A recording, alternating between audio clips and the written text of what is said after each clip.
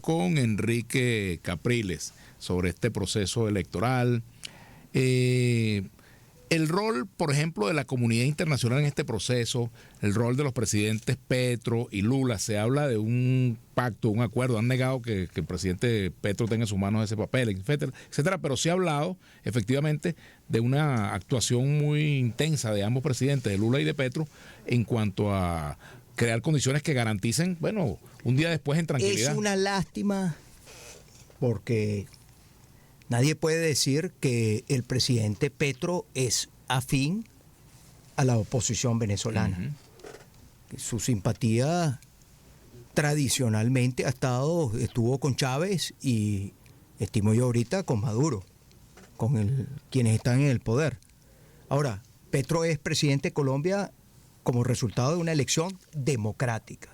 Es decir, el pueblo colombiano votó democráticamente por Petro y lo eligió presidente. O sea, en Colombia no están pasando ni han pasado las cosas que aquí te estoy quitando la llamada. Una llamada, sí, así es. Ni están pasando las cosas que pasan en nuestro país. O sea, son realidades, oye, me salí de aquí. Sí, no importa, ya lo vamos a retomar. Son realidades bastante diferentes. Ahora, Petro hizo una propuesta, Vladimir, que yo digo que es una lástima que no se haya tomado con la seriedad del caso, con la importancia del caso. El gobierno había dicho, entiendo yo, que sí, que era para el 28 de julio, un pacto por la paz, un pacto de garantía, precisamente en blindar el 28 de julio. Entiendo que Maduro le había dicho que sí, pero como todo lo de este gobierno, cuando significa entrar en las reglas democráticas, en los compromisos, quitar la discrecionalidad, tener que, ceñirte a unas reglas, siempre le escurren el bulto. Siempre. Ahí está el acuerdo de Barbados, que hablábamos al principio. Eso fue un compromiso del gobierno firmado en el acuerdo de Barbados, sin ninguna condicionante. Sin ninguna condicionante. Y ya ves, revocaron la invitación a la Unión Europea. Entonces Maduro, me imagino dándole largas, el típico sí, me parece muy bien. No se concretó, es una lástima que no se haya concretado. Ahora, el hecho de que no lo sometas a la votación de nosotros los venezolanos el 28 de julio no quiere decir que tú puedas ir construyendo un diálogo de cara al 28 de julio. Y por eso te digo, el diálogo no es después del 28 de julio. El diálogo debe ser antes del 28 de julio. Para que el 28 de julio gane el país, Vladimir. Y para que gane el país, las garantías tienen que ser totales para las partes que van a la contienda el 28 de julio. Para mí es claro que hay una elección polarizada entre el candidato Maduro y el candidato nuestro, Edmundo González. Yo creo, no vengo aquí a descalificar a ninguno de los otros que pueda estar en la carrera. Sin embargo, yo creo que deberían ver los estudios de opinión y darse cuenta que el país o va a votar por quienes siguen a Maduro van a votar por Maduro, y quienes queremos cambio vamos a votar por Edmundo González. Sin embargo, tú planteaste, Enrique, le planteaste a Benjamín Rauseo y le planteaste a Enrique Márquez, por ejemplo, que son los dos que yo rescataría, Ajá. Porque creo que en el caso del Conde, uno puede ser seguidor del Conde como cómico, como una persona que durante muchos años nos ha hecho reír a los venezolanos. Yo creo que el Conde meterse en la arena política, además no es la primera vez que lo hace, no le fue bien cuando se metió. Creo que los venezolanos no están buscando el perfil del Conde. Creo que ahí está lo que dicen las encuestas y qué porcentaje de apoyo tiene el Conde. Y en el caso de Enrique Márquez, Vladimir, porque lo conozco muy bien, y me sigo preguntando qué hace Enrique todavía en la carrera, porque creo que es más que obvio que... ¿No será que está esperando la posibilidad de que, por ejemplo, si se presenta una eventualidad con la candidatura del Oye, mundo, pero que yo. está como que un outsider de último momento, por ejemplo? pero es que Vladimir, es que no es un tema de un outsider de último momento, es que si el gobierno llegara a hacer algo contra el Mundo González, es sencillamente que el gobierno termina de patear las elecciones. Entonces no vamos a un proceso el 28 de julio, que significa que el pueblo venezolano pueda votar por el candidato de su preferencia, que ya viene de sortear el gran obstáculo que fue la inhabilitación de María Corina, porque es que la candidata tenía que haber sido María Corina. Ahora, dado que el gobierno inhabilita a María Corina, una inhabilitación sobrevenida, porque no es mi caso, yo estoy inhabilitado desde el año 2017. Ya voy a 7 años de una inhabilitación ilegal, inconstitucional, injusta, apelada en el tribunal. Nos meten en el tema del tribunal sin ni siquiera haber tenido derecho a la defensa ni un procedimiento judicial. Te ratifican una inhabilitación. Bueno, parte del desastre que hay en el sistema de administración de justicia, que es una deuda que hay con el pueblo venezolano. No conmigo, con el pueblo venezolano. Entonces, inhabilitan de manera sobrevenida a la candidata, se toma la decisión de no cerrar la vía electoral, cosa que yo aplaudo, cosa que fue una sorpresa muy positiva, porque yo era de los que pensaba que no íbamos a llegar hasta allá, sino que se iba a querer cerrar la ruta electoral, cuando es la ruta que tenemos y es la que tenemos que abrirnos paso para lograr rescatar la democracia. Creo que es un reto gigantesco, pero no lo podemos desechar. Y bueno, y terminamos en la candidatura del mundo. Ahora, que tú me digas a estas alturas, que van a eliminar, que el gobierno va a tomar una decisión contra el Mundo González, significaría, Vladimir, y tú lo sabes, patear las elecciones. O sea, es decir, acabar con el 28. ¿Tú descartas eso? Bueno, este gobierno con este gobierno uno no puede descartar nunca nada, pero hasta ahora lo que vemos, el gobierno haciendo su campaña, desplegados, ahí viste a Maduro bailando hoy, él le parecerá gracioso. Ahí estoy viendo un acto, estamos viendo un resumen en el Canal 8, que lo tienes aquí, puesto en pantalla. Estaba Jorge Rodríguez hoy, creo, en Lara. Vi a Diosdado Cabello, que estaba en La Guaira. Bueno, el gobierno está en campaña. La oposición también tiene derecho a estar en campaña. Pero no la oposición que elija el gobierno, sino la oposición que se ha organizado y que es además en la que en todos los estudios de opinión tiene la preferencia de los venezolanos.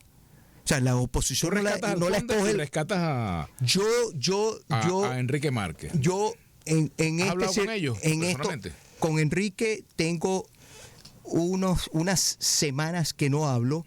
Con el conde, la verdad no conozco al conde, digamos, desde el punto de vista personal. Él dijo aquí hace unos días, pero Enrique, yo creo... Él dijo que, bueno, que así como hay quienes dicen que reclaman democracia, que respete su derecho a ser candidato y a ser Nadie escuchado. le está irrespetando su derecho a ser candidato, Vladimir.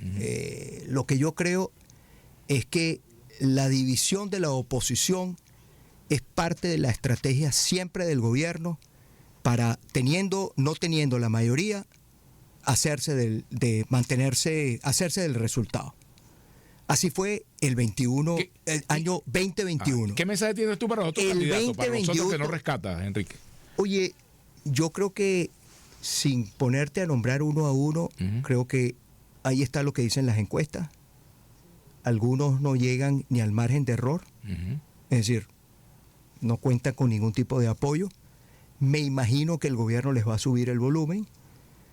Para nadie es un secreto que algunos candidatos golpean más a los sectores de oposición que al gobierno, que es el que está en el poder, que es el responsable además del desastre. Tú no puedes culpar a la oposición del problema eléctrico, tú no puedes culpar a la oposición del problema económico. Este gobierno tiene 25 años en el poder, y en el caso de Maduro, que lleva 25 años en el poder, de esos 25 lleva 11 en la silla de Miraflores. ¿Por qué PDVSA produce hoy menos de 1 billón de barriles de petróleo? Eso es culpa de la oposición, eso es culpa del gobierno. El petróleo no hay que importarlo, el petróleo está aquí. ¿Por qué PDVSA de 3 millones está hoy en menos de 1 millón? Llegamos a estar en 400.000 barriles de petróleo. Por cierto, gran parte de esa recuperación de la producción petrolera es el resultado de una empresa norteamericana. Chevron. San Chevron. Norteamericana. Algunos le dicen San Chevron. Que está en la actividad petrolera en nuestro país. Para que veamos siempre el doble discurso, ¿no? La doble moral. Entonces, yo veo que algunos que están como candidatos se ocupan más de golpear a Edmundo González o golpear a María Corina que hacerle oposición al gobierno. Entonces, oye, 2 más 2, Vladimir, es 4. O sea, creo que es más que obvio. Ahora, esas candidaturas generan, nos van a dividir el voto, etcétera, por muy de que el gobierno le suba el volumen. Por eso no las llamo a que se incorporen. Creo que no. Pero en el caso de Enrique, no porque tenga gran apoyo, porque tampoco lo tiene Enrique Márquez, es una realidad. O sea, no aparece en los estudios de opinión, pero Enrique Márquez lo conocemos.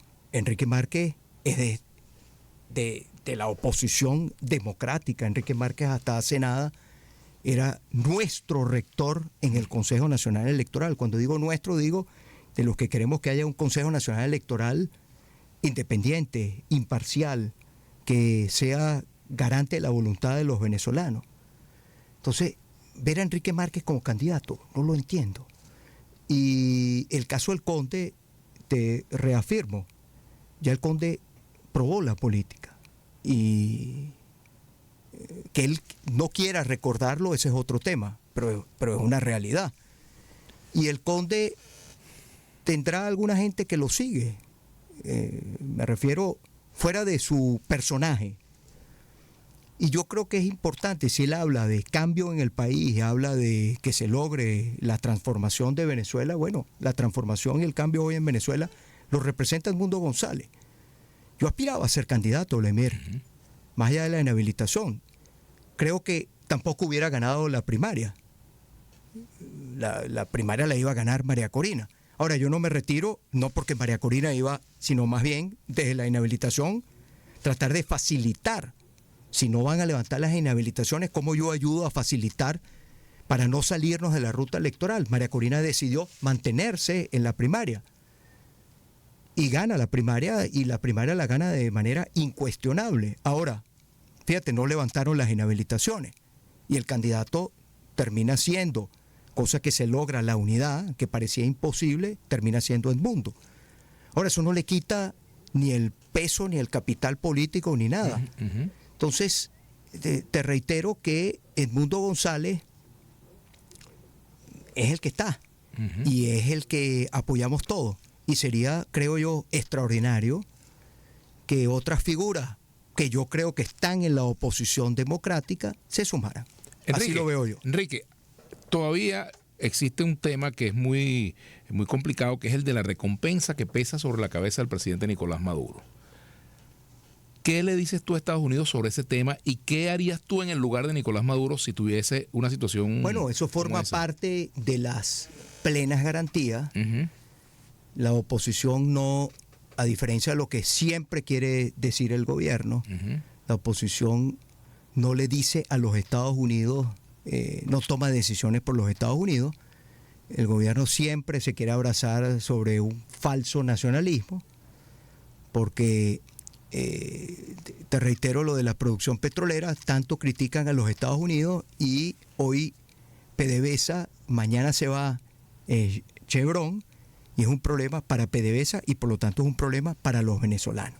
Por eso la doble moral, el doble discurso, siempre, como dice mi buen amigo Héctor Manrique, la principal víctima que hay en Venezuela siempre es la verdad. Pareciera que se puso, para algunos lo normal es mentir. Y yo pienso todo lo contrario. Yo prefiero que me digan la verdad, por más que la verdad no me guste, pero que me digan la verdad. Entonces, sobre el tema de las garantías, Maduro va a tener Edmundo González ha hablado de plenas garantías. Es decir, un proceso de cambio en paz, sin confrontación, sin persecución, sin venganza. ¿Cuál es el anhelo de la gran mayoría de los venezolanos? Un país donde ese capítulo de las sanciones quede atrás. Ahora, eso pasa por normalizar la vida democrática del país. Estados Unidos, si ve, como la comunidad internacional, sobre el tema incluso de la Unión Europea, ve que se está normalizando la vida democrática del país, estará dispuesto a levantar esas sanciones. Han dicho que sí. O sea, lo han dicho públicamente. Esto no es una cosa de secreto. Porque yo creo que la comunidad internacional, más allá de lo que diga el gobierno de Maduro, de que como si la comunidad internacional tuviera un candidato o apoyara a un candidato, yo creo que el anhelo de la comunidad internacional es que Venezuela recupere su democracia. Yo creo que el anhelo de la comunidad internacional es que el problema migratorio, que para algunos países ha sido duro ante la necesidad de tantos hermanos venezolanos de tener que ir a buscar oportunidades en otro país, yo creo que Colombia nunca se imaginó que tantos venezolanos llegarían a su territorio. Es una realidad que están allí. Ahora, Colombia, Ecuador, Perú, ¿estaban preparados para una migración de esa envergadura? No se prepararon, no se la imaginaron, pero ocurrió. ¿Qué quisieran los países vecinos? Oye, que ese problema se terminara, tratar de que se termine la migración venezolana, que no se ha terminado. ¿Cómo se depara la migración? En la medida que recuperemos la normalidad del país, que el país pueda recuperar su vida democrática, el país pueda recuperarse económicamente, socialmente, y pasar a ser el gran país que queremos y anhelamos la gran mayoría de los venezolanos. Eso permitirá que muchos venezolanos que están afuera regresen. Muy probablemente sí. ¿Lo van a hacer de un día para otro? No lo sé. Pero lo que sí sé es que la gran mayoría de los venezolanos, porque lo tengo en mi propia casa, la gran mayoría de los venezolanos quisieran volver. Tú también tienes familia lejos. Mire, eso es una tragedia. O sea, no hay cosa que golpee más que la familia dividida, porque al final la familia es lo que está contigo siempre, en las buenas y en las malas. La política está llena de sinsabores, de ingratitudes, etcétera, etcétera. Pero la familia al final es lo que te queda. Mira, hablando de eso, Enrique, ¿cómo te ha cambiado la paternidad? ¿Qué ha significado para ti la paternidad, Enrique Capriles? Lo máximo en la vida, lo máximo, la mejor. Ya por ahí viene el Día del Padre. Yo pensé que venía otro muchacho. No. No es. Ya creo que llegamos al número, que son tres. Y felices. Pero lo mejor que hay, tú lo sabes porque eres papá. Claro. No hay nada mejor que eso. Nada en la vida se puede equiparar al amor que uno siente por sus hijos y por su familia y por Valeria también, que claro, por supuesto. No me dejes a Valeria por fuera. No la dejes por fuera tú. Enrique, ¿cuál es tu utopía hoy? La utopía, digamos, que se le puede ofrecer a los venezolanos y en la que tú te sientes conectado. Oye, yo creo, mira, la vuelta a la democracia va a traer, o sea, yo a veces en esa vocación soñadora que uno tiene, bueno, somos los venezolanos soñadores y somos gente buena y con esperanza y siempre y muy creyente. A mí me gustaría pensar el 28 en la noche se produzca lo que pareciera para muchos imposible. Una fiesta democrática y una llamada entre Maduro y Edmundo de salutación y de abrir un proceso de cambio en el país. Y al día siguiente o 2 días después, ver a Edmundo González entrando en el Palacio de Miraflores para conversar con Maduro, para iniciar un proceso de cambio con la máxima colaboración del que sale como del que va a entrar, que veamos el 10 de enero a Maduro colocándole la banda presidencial a Edmundo González, esa asamblea todavía va a estar allí. Es decir, va a estar Jorge Rodríguez si sigue siendo presidente. Si sigue siendo presidente, salvo hay algún cambio el 5 de enero, ver a Jorge Rodríguez también allí y ver a quienes están allí en el acto de la democracia, que es la transmisión. Ajá. ¿Y qué le dices tú al chavismo ante la perspectiva de que efectivamente puedan salir del poder? ¿Qué le dices tú al chavismo, tanto el gobernante como el de la base?